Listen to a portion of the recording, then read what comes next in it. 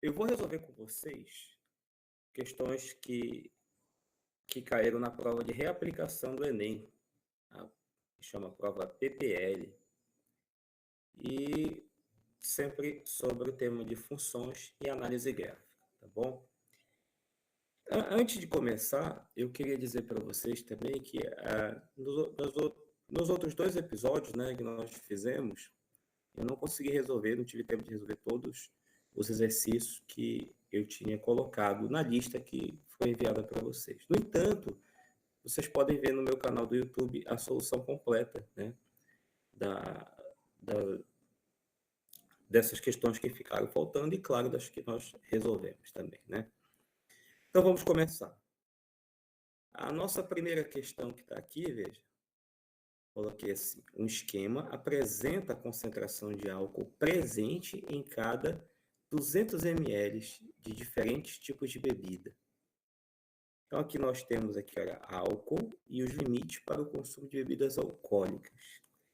Todas essas medições são feitas com base aqui, olha, numa porção de 200 ml de cada uma dessas bebidas. Então, por exemplo, a cerveja que tem a concentração de álcool de 5% corresponde a 10 gramas de álcool. E 10 gramas de álcool correspondem a 1 unidade de álcool. O vinho contém 12% de álcool, o que dá 24 gramas de álcool e também pode ser colocado como 2,4 unidades de álcool. Daí vem 3 bebidas: uísque, vodka e cachaça, todas com concentração de 40%,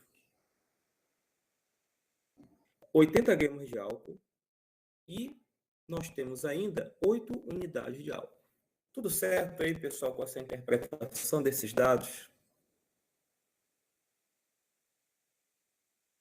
Vamos ter atenção para essa imagem para a gente poder responder a pergunta. Porque, aliás, além dessa imagem, nós temos também uma outra tabela. Vamos ver.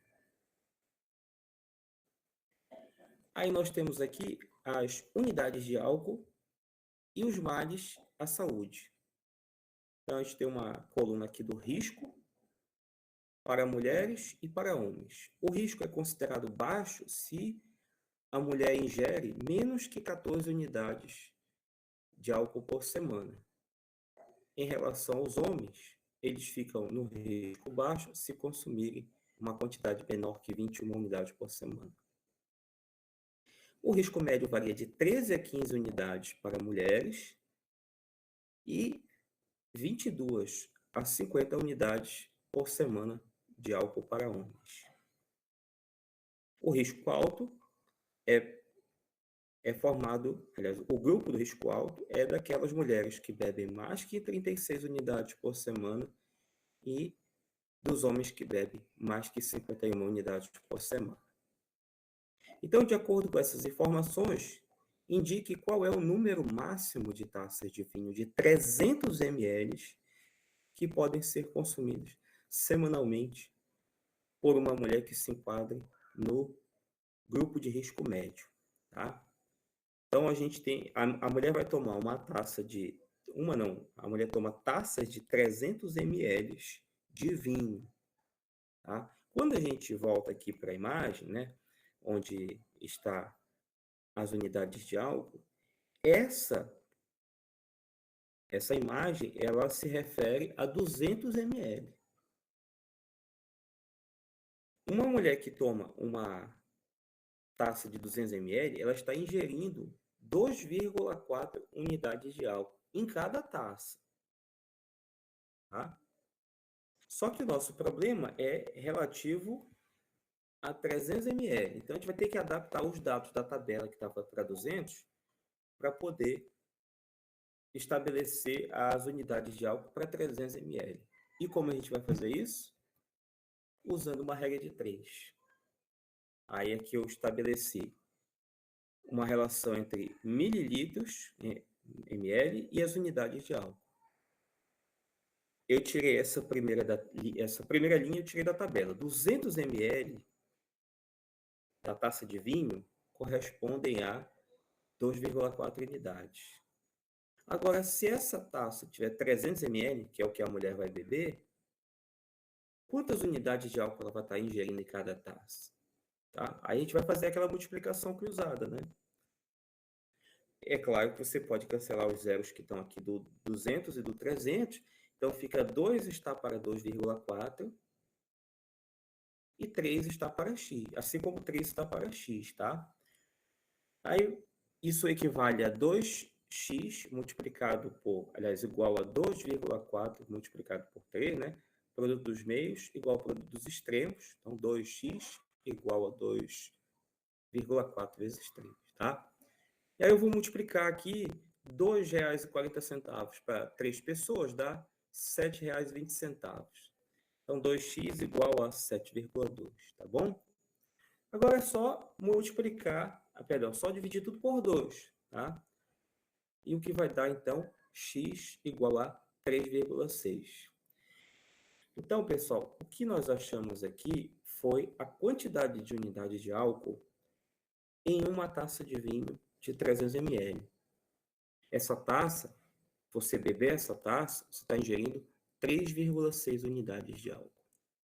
Voltando para o que o problema perguntou, a gente tem que determinar o risco médio para mulheres. A mulher está no risco médio, se ela bebe de 15 a 35 por semana. Eu quero saber qual é a quantidade máxima que essa mulher vai ter que tomar para ela se enquadrar nesse grupo. E aí, para isso, eu vou pegar essa quantidade máxima aqui do risco médio, que são 35 unidades por semana, e vou dividir em taças de 3,6 unidades de álcool, tá? E aí eu vou determinar, então, o número de taças, ok?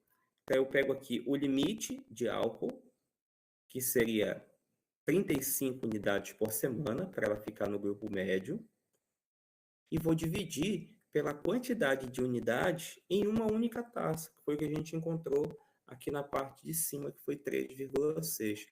Então, 35 dividido por 3,6 dá 9,72222. Ou seja, para a mulher chegar no limite do risco médio, ela tem que ingerir 9,72222 taças de 300 ml de vinho.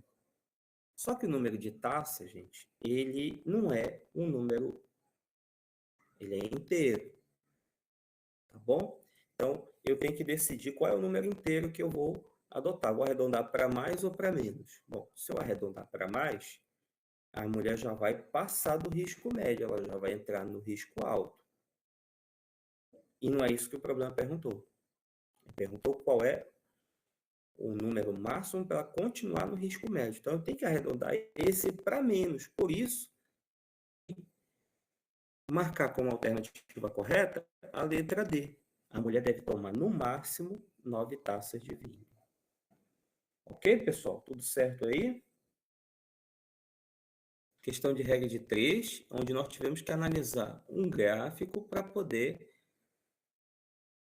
estabelecer a resposta da questão, tá?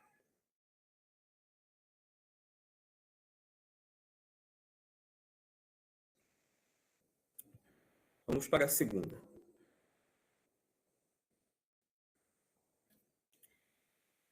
Na anestesia peridural, como a usada dos partos, o médico anestesista precisa introduzir uma agulha nas costas do paciente, várias camadas de tecido, até chegar a uma região estreita, chamada espaço epidural, que envolve a medula espinhal. Usada para injetar um líquido anestésico e a força deve ser aplicada à agulha para fazer avançar através dos tecidos e deve ser variável. A figura é um gráfico do módulo F da força em Newton, parece até questão de física, né, gente? Acho que eu pedi ajuda depois para o professor Daniel, para essa de física, acho que eu não vou saber fazer, não. Deslocamento X da ponta da agulha em milímetro, durante uma anestesia peridural típica. Considere que a velocidade de penetração da agulha deva ser a mesma durante a aplicação da anestesia e que a força aplicada à agulha que existe em cada ponto deve ser proporcional à resistência naquele ponto. Vamos ver a figura. Aqui está. E aí nós temos que determinar qual é a maior força, qual é a maior resistência aplicada à força. Isso acontece. Então, gente, aqui está o gráfico da força ao longo, digamos, do percurso que a agulha executa no corpo do paciente. Aqui no instante inicial, o anestesista vai aplicar uma força cada vez maior, ponto B, onde a força aplicada foi de 12 newtons e, nesse instante, a agulha penetrou 8 milímetros no corpo do paciente. Por que 8 milímetros? Por que 8 milímetros? Porque, olha só, desse ponto até esse são 10, tá? E aí, é feita de modo que tenha 1 de altura e de largura. Então, aqui eu tenho 2, 4, 6, 8, 10, tá bom? Só que o ponto B, ele tem a abscissa 8 aqui. Agora, do ponto B em diante, no momento que ele chegou nesses 8, o médico ele não colocou tanta força, ele foi diminuindo a força aplicada até chegar nesse ponto C, onde a força foi de 6 newtons. Então, a agulha já tinha atravessado 12 milímetros do corpo do paciente. Então, seguindo esse raciocínio, do ponto C para o ponto D, o médico anestesista precisou aumentar a força. Do ponto D para o ponto E, ele diminuiu. Do ponto E até o ponto F, a força se manteve constante. Depois precisou de mais força para fazer a trajetória de F até G. De G até H, a força permaneceu constante. E aí, por fim, houve aqui uma queda na força aplicada nesse trajeto de G, de H até I. Bom, como a gente quer que a resistência seja a maior possível, a gente tem que observar aqui no comando da questão uma coisa muito importante. Olha. A força aplicada à agulha pelo médico anestesista deve ser proporcional à resistência. Ora, isso significa dizer que quando o médico tem dificuldade de enfiar a agulha no paciente, para vencer essa dificuldade, ele tem que imprimir mais força. Tá? E essa dificuldade que o médico tem de enfiar a agulha no paciente é, na verdade, a resistência. E essa resistência ela é maior quando a força aplicada é maior. Se você olhar aqui para a figura, no intervalo, no segmento de G até H, a força aplicada foi de 12 newtons, o maior possível. Nesse intervalo, então, a resistência foi máxima. E por isso nós vamos marcar a alternativa correta como a letra D, no intervalo de G, no segmento de G até H. Ah, Marcos Paulo, mas e esse ponto B aqui, que também tem força 12 newtons nesse ponto? Por que ele não é levado em consideração? Porque aqui a força foi de 12 newtons somente nesse ponto aqui. Tá? O médico precisou de uma força maior e do lado direito ele precisou de uma força menor. Então, só houve a força máxima quando ele chegou nos 8 centímetros, nos 8 milímetros. A partir daí ele precisou de menos força. Por isso que isso aqui não vai fazer parte da resposta. Tá? Eu estava pensando nisso, então, professor. Pensei que pegava toda a reta aí, de A para B. Na verdade, assim, quando ele começa a meter a agulha, ele vai aumentando a força. Ele aumenta a força porque ele enfrenta uma resistência. Só que essa resistência, Pois é, eu ela vai pensei que tinha mudando. mais resistência nessa entrada da agulha, né? Então não é. A resistência vai alterando o valor da força. Por isso que a resposta aqui é o intervalo de G até H, porque aqui ele mantém sempre a mesma força. Então, ele está encontrando uma resistência constante aqui. E essa resistência é maior porque a força impressa aqui foi máxima.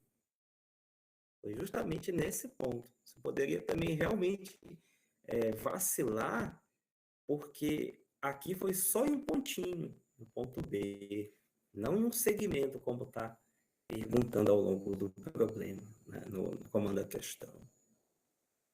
Beleza, gente? Ok. Então, vamos lá. Olha essa daqui. No desenvolvimento de um novo remédio, os pesquisadores monitoram a quantidade Q de uma substância circulando na corrente sanguínea de um paciente. Eita, mais sangue, mais paciente, ao longo do tempo T. Esses pesquisadores controlam o processo observando que Q é uma função quadrática de T. Olha, já vai pensando aí em alguma coisa como AT² mais BT mais C. Os dados coletados nas 2 primeiras horas foram os seguintes. Se contou que você fez a observação, então em T igual a 0, havia 1 miligrama. Uma hora depois, T igual a 1, tinha 4 miligramas. E mais uma hora depois, ou seja, 2 horas do início da contagem de tempo, havia 6 miligramas. Para decidir se deve interromper o processo evitando riscos ao paciente, os pesquisadores querem saber antecipadamente a quantidade de substância que estará circulando na corrente sanguínea desse paciente após 1 hora do último dado coletado. Para responder a pergunta desse problema, eu tenho que saber quantas miligramas havia, né, na corrente sanguínea após 3 horas, porque o último dado coletado foi 2, foi coletado depois de 2 horas, então, na hora seguinte, após 3 horas, nós vamos determinar o valor de Q. Tá bom? Então, como é que a gente vai fazer isso? Vamos lá. Como eu disse, você tem que pensar aqui na função quadrática, Q de T igual a AT² mais BT mais C, e calcular o Q de 3, que é a quantidade após 3 horas. É muito legal quando o cara te dá como informação o valor de T igual a 0. Caso Q de 0 é igual a 1, significa T igual a 0 e Q igual a 1. Aí tu vai substituir aqui na função quadrática. Isso vai me dar A vezes 0 ao quadrado, mais B vezes 0 mais C igual a 1.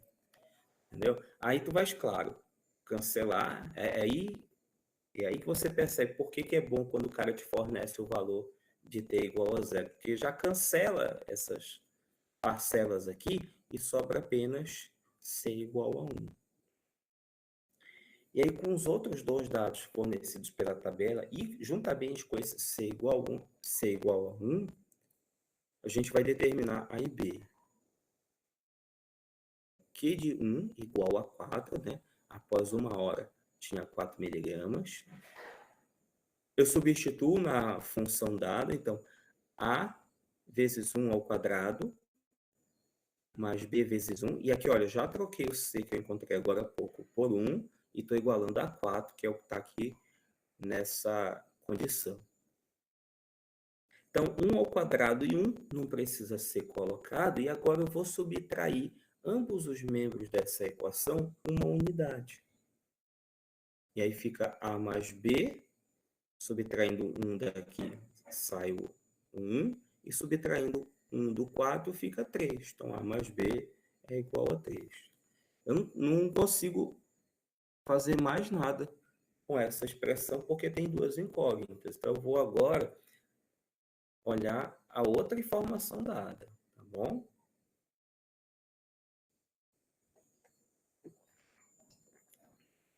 Q de 2 é igual a 6. Então, quando t é igual a 2, o Q vale 6. Aí substitui aqui da Q de t, sempre também substituindo com o C. Então, 2 ao quadrado com A, B vezes 2, dá 2B. Aqui na frente é 4A.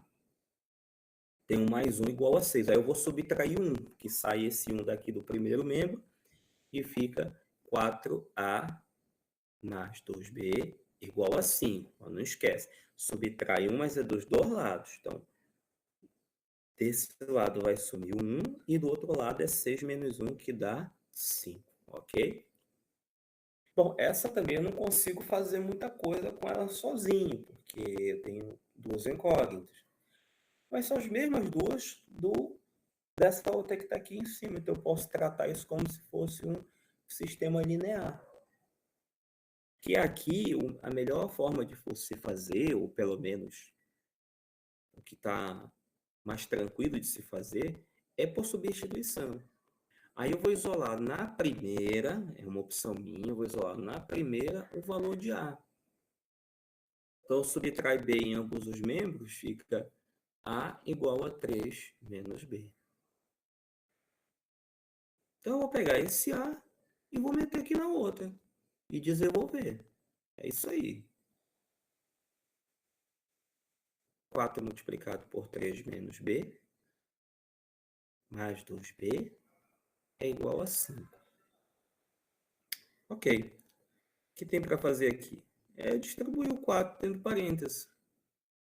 4 vezes 3, 12, e 4 vezes menos B dá menos 4B. Aí eu só repetir aqui o 2B mais 5. Simplesinho, tá?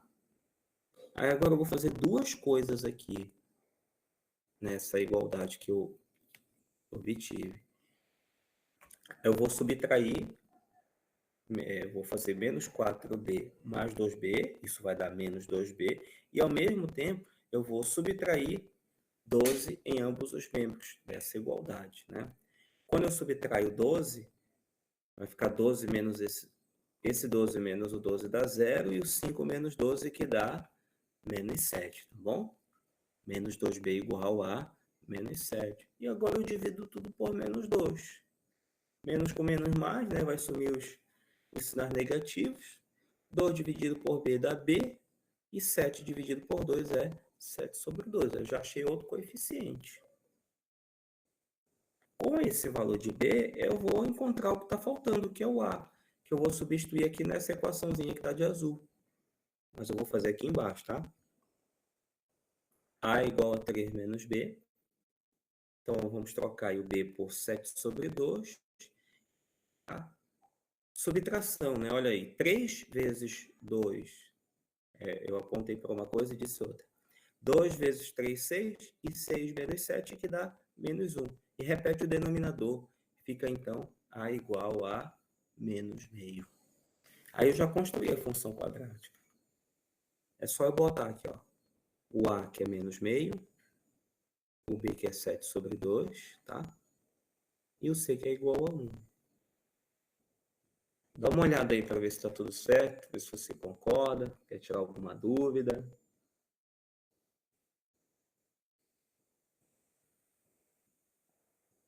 Tudo bem, né, gente?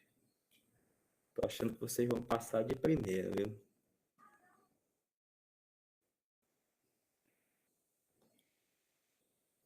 Vamos lá. Tá aqui o resultado, viu? O resultado não, na verdade é a função construída. Q de t igual a menos meio, t quadrado, mais 7 meios t, mais 1. E agora vamos responder a pergunta do problema, que é: quantos miligramas de substância tem depois de 3 horas? Então, eu substituo t por 3 aqui, ó, ficou 3 ao quadrado, que é 9. Aqui ainda tem 7 vezes 3 dividido por 2 e mais 1. Então, aqui, essa primeira parte aqui, pessoal, dá menos 9 sobre 2.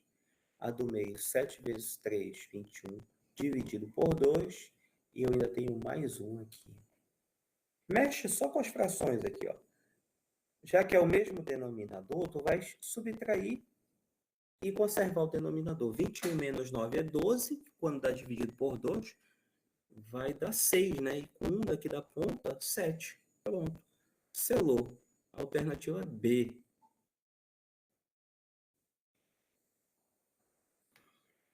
B de bora passar. No Enem.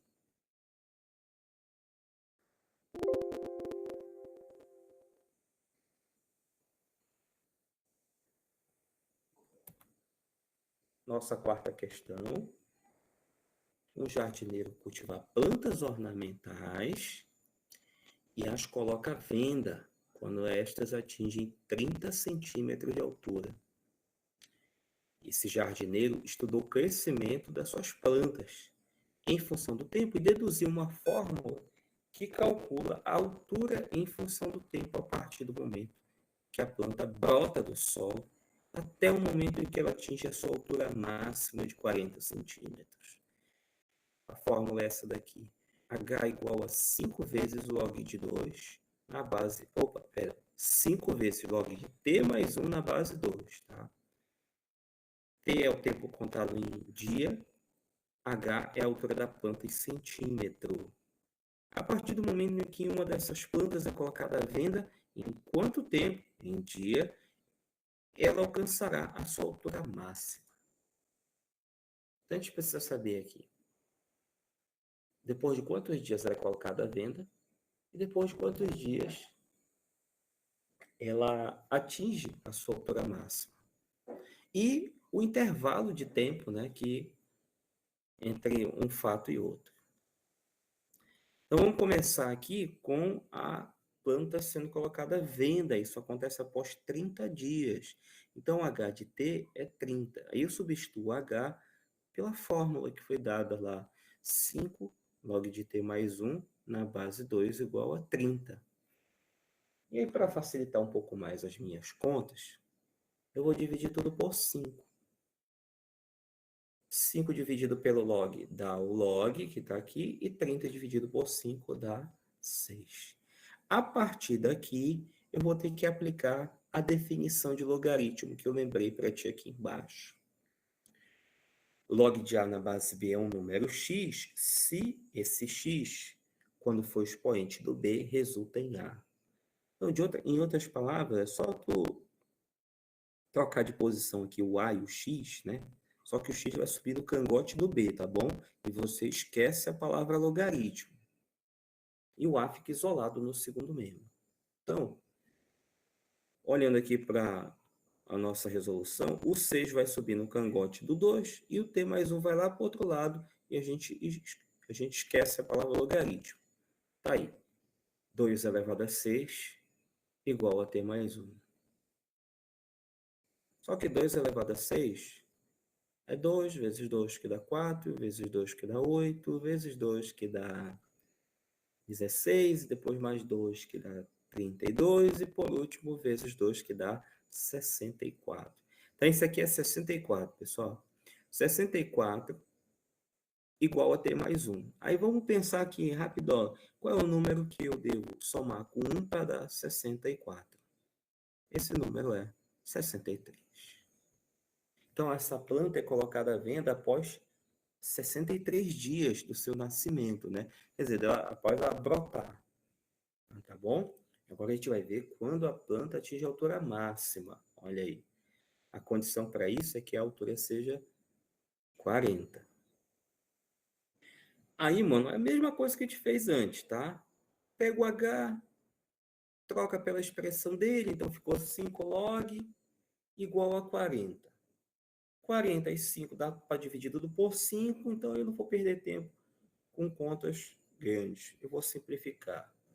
Log de t mais 1 na base 2 é igual a 8. Aí, de novo, aplica a definição, tá? São os mesmos passos que nós fizemos anteriormente. O 2 vai... O 8 vai subir no cangote do 2, e aí eu vou ter que igualar a t mais 1. Só que 2 elevado a 8, gente, é 256, tá? 256. E o número que eu tenho que somar com 1 para dar esses 256 é 255. Pronto, eu já sei tempo da altura máxima e já sei o tempo que ela é colocada à venda. Agora é só subtrair esses resultados. E a planta, a partir do momento que ela é colocada à venda, vai ser vendida aliás, vai atingir a altura máxima em 192 dias. Só fazer 255 menos 63. Aí a gente marca a alternativa D.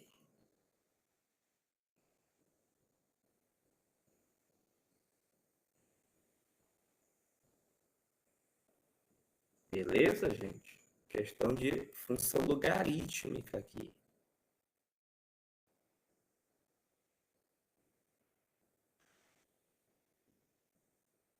Dê uma olhada com calma. Verifique se está tudo certinho e pergunte.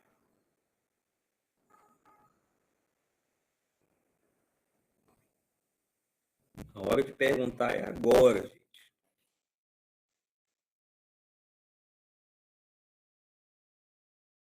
Muito bem, pessoal. Lá vamos nós.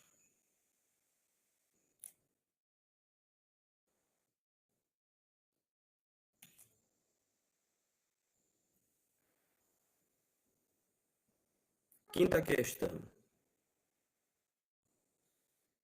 Os movimentos ondulatórios periódicos são representados por equações do tipo mais ou menos a seno de WT mais θ, que apresentam parâmetros com significados físicos importantes, tais como a frequência, que é W igual a 2π dividido por T, esse T é o período, A é a amplitude ou deslocamento máximo, e θ é o ângulo de fase que varia de 0 a 2π e médio de deslocamento no eixo horizontal em relação à origem no instante inicial do movimento.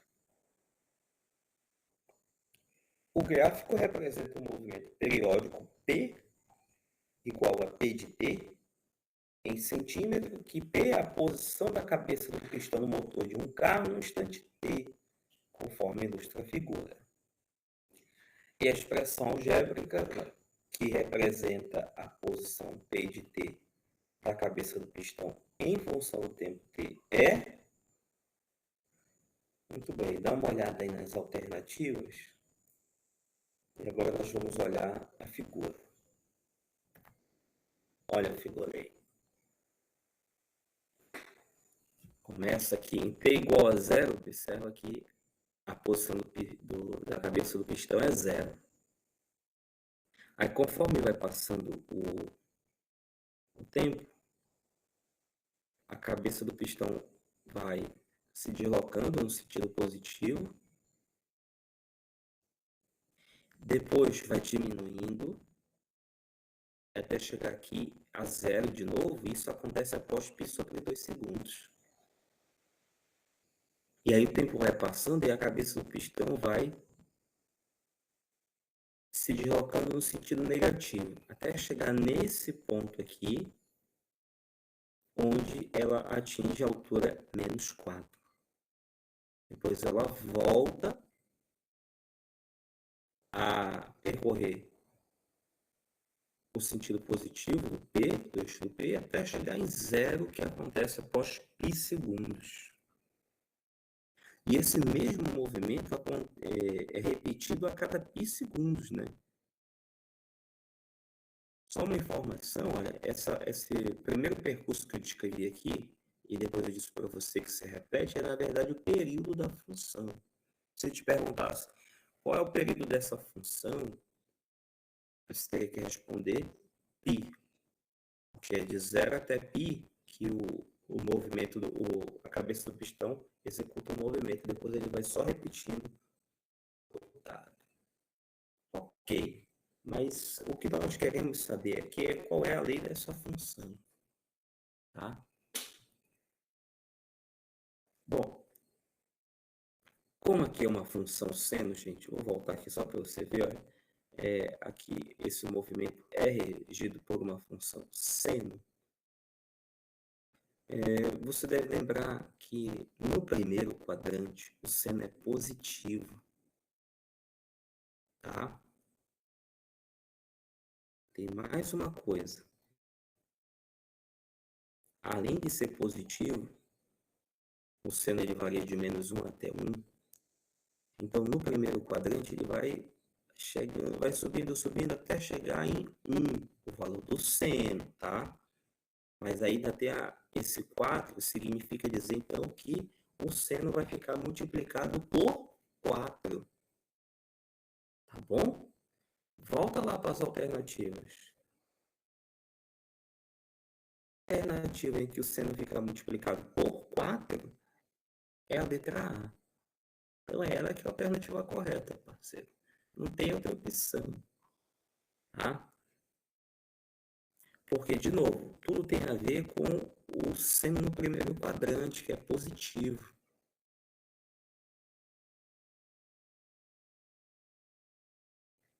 Se não, ia dar problema aqui, tá? Então, a alternativa correta é a letra A.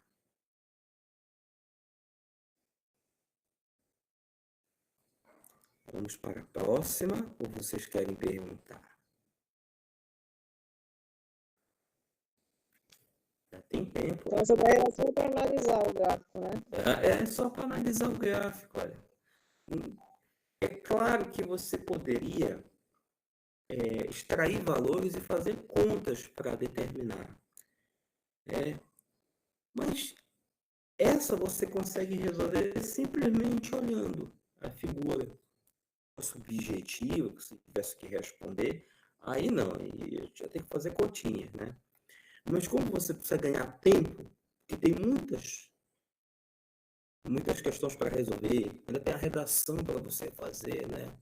É bom você, nessas questões, tentar extrair as informações e concluir sem fazer contas. Nem todos dá para fazer isso, claro, mas essa você tem a felicidade de conseguir fazer. Né? O seno no primeiro quadro. Oi. Eu poderia repetir, que eu não compreendi muito bem essa questão. Tá bom. O seno no primeiro quadrante é positivo, tá? Isso a gente não pode esquecer. Por exemplo, seno de... O que é o primeiro quadrante? Os ângulos de 0 até 90, né? Aí o seno de 30, quanto é meio? O seno de 45, raiz de 2 sobre 2. Então, de 0 até 90, que é o π sobre 2 que está aqui, o valor do seno tem que ser positivo. Observa que aqui, olha, está dando como 4. Isso que está tirando pela figura. No primeiro quadrante, tá? No primeiro quadrante, a altura 4 é o máximo que ele consegue fazer. No primeiro quadrante, o seno é positivo. Para dar 4 aqui, a amplitude também tem que ser um valor positivo, porque positivo com positivo dá positivo. Então, esse coeficiente tem que ser positivo mesmo, que só aparece na alternativa A, tá bom? Para ser uma dessas outras aqui, tá vendo? Aqui tem -4, nas outras alternativas. Se fosse o caso, essa parte aqui, ela teria que estar embaixo, no eixo das abscissas, tá bom? Então, aí que está o pulo do gato. Tudo bem agora?